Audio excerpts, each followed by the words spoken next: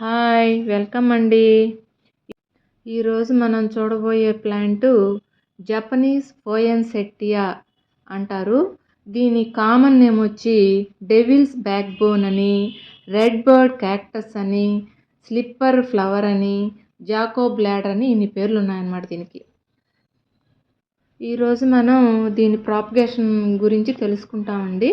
ఇది ఒక లో మెయింటెనెన్స్ ప్లాంటు. ఇది ఒక ఆర్నమెంటల్ ప్లాంట్. ఇది ఫ్లవరింగ్ అండ్ ఫ్రూటింగ్ ప్లాంట్ కాదు. దీన్ని మనం షో కోసం మాత్రమే పెంచుకునే మొక్క అన్నమాట ఇది. ఈరోజు ఈ మొక్క ప్రాపగేషన్ ఎలాగా, సన్లైట్ ఎలాగా, వాటరింగ్ ఎలాగా, సాయిల్ ఎలాగా, మెయింటెనెన్స్ ఎట్లాగా అనేది తెలుసుకుంటాము.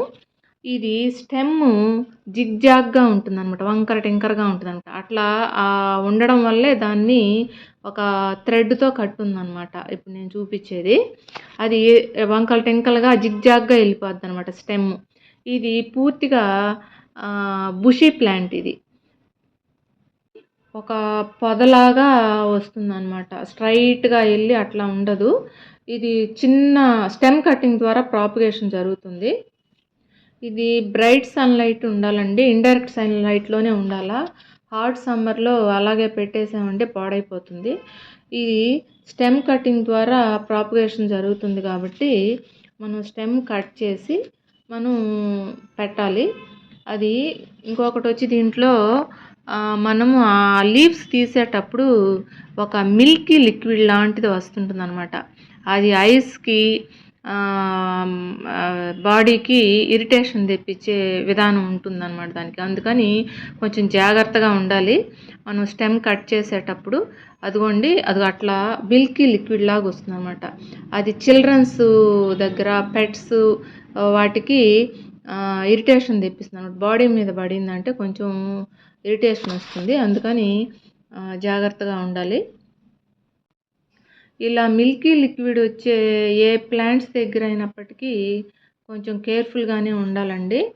అవి కొంచెం ఇరిటేషన్ తెప్పించే విధంగా ఉంటాయి. ఇకపోతే సాయిల్ మిక్స్ ఫుల్ డ్రైన్గా ఉండాలి. Soil garden soil 60%, sand 20%, cocopeat 20%గా వేసుకొని ఈ స్టెమ్ని మనం పెట్టాలన్నమాట. ఇది చాలా లో మెయింటెనెన్స్ ప్లాంట్, చాలా ఈజీ ప్రాపగేట్ అయ్యే ప్లాంట్. చూడండి, ఒక చిన్న కట్టింగే కదా నేను పెట్టాను, చిన్న స్టెమ్ కట్టింగే కదా. చూడు ఎంత బుషీగా వచ్చేసిందో. అది కొంచెం స్టెమ్స్ వచ్చి ఇట్లా జిగ్జాగ్గా ఉంటాయి అనమాట, వంకర టింకరగా అట్లా ఉంటుంది, స్ట్రైట్గా వెళ్ళవు అనమాట ఇవి.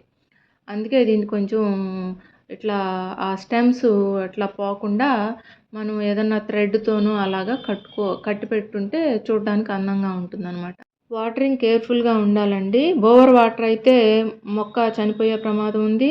అలా అని వాటర్ నిలబడితే లీవ్స్ డ్రాప్ అయ్యి అలానూ చనిపోయే ప్రమాదం ఉంది. అందుకని వాటర్ వెల్ డ్రైన్గా ఉండే సాయిల్ తీసుకోవాలి. అవుటర్ లేయరు డ్రై అయినప్పుడే వాటర్ ఇవ్వాలి.